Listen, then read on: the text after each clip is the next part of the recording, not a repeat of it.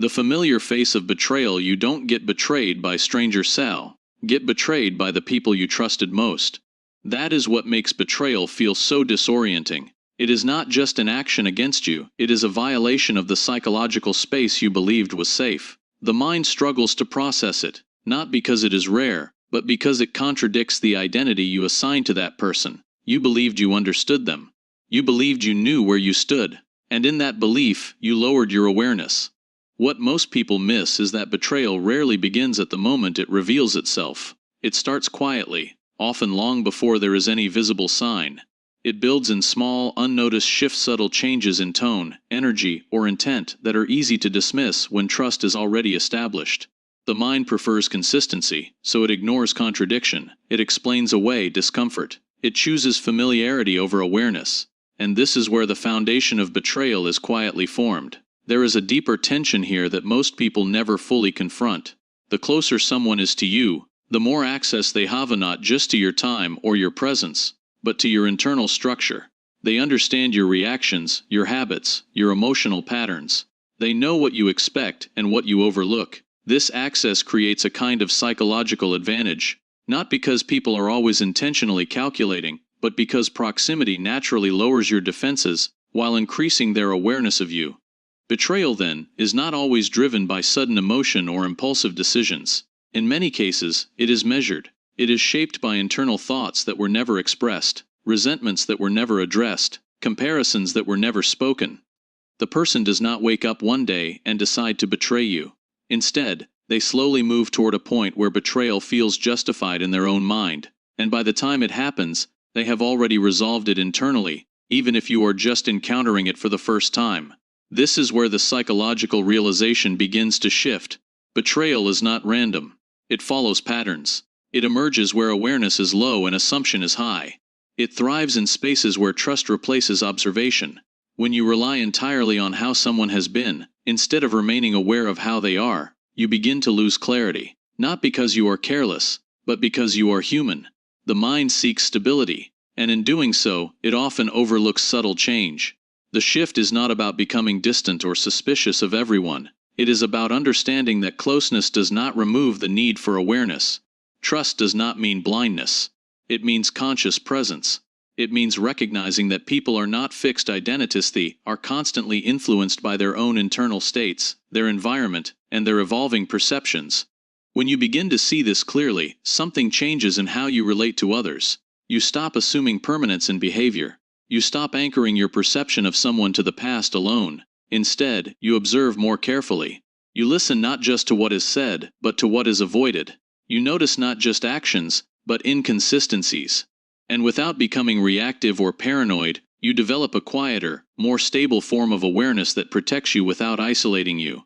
The hidden logic behind betrayal: people don't betray you because they hate you, they betray you because of what you represent to them. This is the part that most people struggle to accept. It is easier to believe that betrayal comes from clear negativity, from obvious dislike or conflict. But in reality, betrayal often comes from much quieter, more complex psychological tension.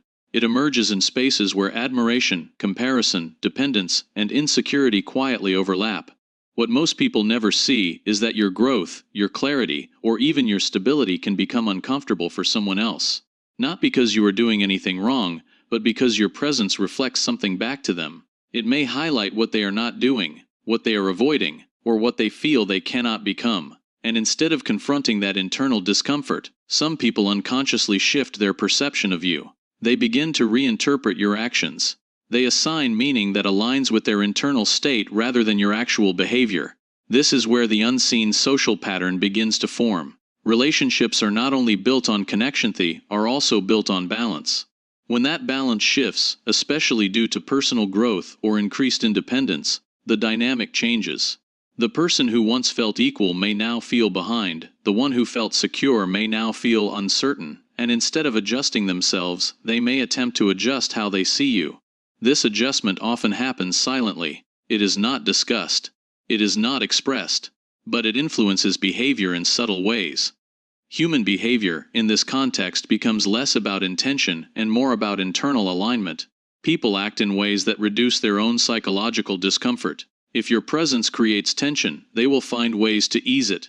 Sometimes that means distancing themselves. Sometimes it means undermining you. And sometimes, it leads to betrayal not as a dramatic act, but as a quiet shift in loyalty or intention that eventually becomes visible. The leverage point here is understanding that betrayal is often not about you as a person. It is about the role you play in someone else's internal world. You may represent growth, independence, or control qualities that can either inspire or unsettle. If someone lacks the capacity to confront their own response to these qualities, they may externalize it. They may begin to see you as the source of their discomfort, rather than recognizing that the discomfort originates within themselves. This realization changes how you interpret behavior. Instead of personalizing betrayal, you begin to contextualize it. You see it as a reflection of internal imbalance rather than direct opposition. This does not justify the behavior, but it removes the emotional confusion that often follows it. You stop asking, "Why would they do this to me?" and begin to understand, "This is how they responded to what I represent." The mindset shift here is subtle but powerful. You move from emotional interpretation to psychological observation. You stop reacting to the surface and start understanding the structure beneath it. This creates a different kind of stability, one that is not dependent on others behaving consistently, but on your ability to read inconsistency without being affected by it. And as this awareness develops, your identity begins to shift. You become someone who does not rely on appearances alone. Someone who understands that behavior is often a response to internal tension, not always a direct expression of truth. You observe more. You assume less. And without needing confrontation or explanation, you begin to see people more clearly than they see themselves. The discipline of emotional detachment. The real damage of betrayal isn't what they did, it's how long you carry it. Most people believe the pain comes from the act itself, but the deeper impact comes from what happens after. The mind replays it, analyzes it, questions it. It tries to make sense of something that was never fully visible to begin with, and in that process, you remain psychologically tied to the very thing that hurt you, not because you choose to, but because you are trying to resolve what feels unresolved. There is an internal conflict here that defines how people move forward. Part of you wants clarity. You want to understand why it happened, what you missed, what they were thinking. But another part of you begins to recognize that not all actions come with explanations that bring peace. Some behaviors are shaped by layers you were never meant to access. And the more you try to reach into those layers, the more you lose control over your own mental state. What most people fail to see is that discipline, in this context, is not about suppressing emotion, it is about directing it. Emotional control does not mean you stop feeling. It means you stop allowing those feelings to dictate your behavior, your focus, or your identity. Betrayal creates a strong emotional reaction because it disrupts trust. But if that reaction remains unregulated, it begins to shape how you see everything else. You become more reactive, more guarded, and in some cases, more dependent on external validation to restore balance. The principle of emotional control begins with recognizing that your response is the only part you fully own. You cannot change what happened, and you cannot control how others think or act. But you can decide how much space that event occupies in your mind. Most people give it too much space because they are trying to resolve it emotionally. They believe closure will come from understanding. But in many cases, closure comes from disengagement, from choosing not to continue the internal conversation. This is where mental boundaries become essential. Not everyone deserves continued access to your attention, especially after they have shown inconsistency or misalignment. A boundary is not about punishment. It is about protection. It is the quiet decision to no longer invest energy where clarity does not exist. And this decision is often made without explanation, without confrontation, and without the need for validation from the other person. As this shift takes place, something deeper begins to change. You stop chasing answers that were never meant to stabilize you. You stop revisiting the same thoughts in different forms. Instead, you redirect your focus inward, not in a reactive way, but in a controlled, deliberate manner. You begin to see that your strength is not in avoiding emotional experiences, but in not being controlled by them. This transformation is not immediate. It requires awareness, repetition, and a willingness to let go of the need for resolution. But once it begins, your relationship with events like betrayal becomes different. You no longer absorb them in the same way.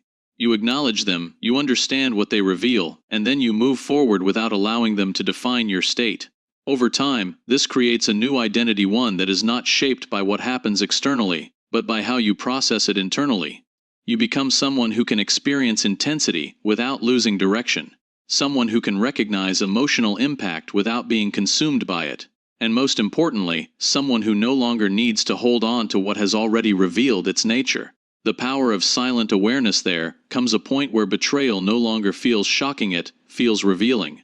Not because people have changed, but because your perception has. You begin to notice patterns earlier, you sense inconsistencies before they fully surface. And instead of reacting with confusion, you observe with clarity. What once felt unexpected now appears as something that was always present, just not fully seen. Most people move through relationships expecting consistency. They assume that what is shown externally reflects what exists internally, but behavior is often layered. People present what is convenient, while concealing what is unresolved. And when you rely only on what is visible, you miss the underlying shifts that quietly shape their actions over time. Silent awareness changes that. It allows you to recognize not just what people say or do, but how and when they do it. What is rarely understood is that detachment sharpens perception. When you are emotionally invested in a certain outcome, loyalty, honesty, consistency, you begin to filter information in a way that supports that expectation. You overlook contradictions. You justify subtle changes. You give the benefit of the doubt where clarity is needed. But when you detach, even slightly, your observation becomes more neutral. You see behavior without needing it to mean something specific. This is where inner authority begins to take form. You are no longer reacting to what happens, you are interpreting it with distance. You do not rush to conclusions, but you also do not ignore signals. You allow patterns to reveal themselves, and once they do, you adjust accordingly, not emotionally, but strategically. Your decisions are no longer driven by how you feel in the moment, but by what you consistently observe over time. There is a long-term shift that happens here.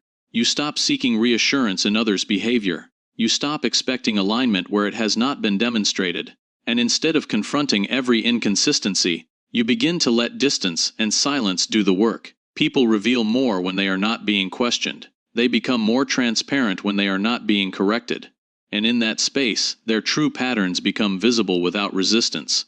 This creates a different kind of stability. You are no longer dependent on others being predictable. You are prepared for variability, not in a defensive way, but in an aware way. You understand that behavior reflects internal states that can shift, and you remain grounded regardless of those shifts. This does not make you distant, it makes you precise.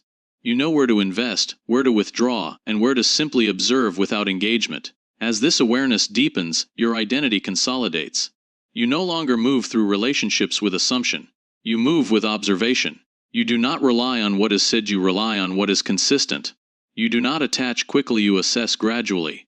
And because of that, betrayal no longer disrupts you in the same way. It becomes something that confirms what was already forming beneath the surface. And in that state, you realize something quietly but clearly. The moment you stop expecting from others is the moment betrayal loses its power over you.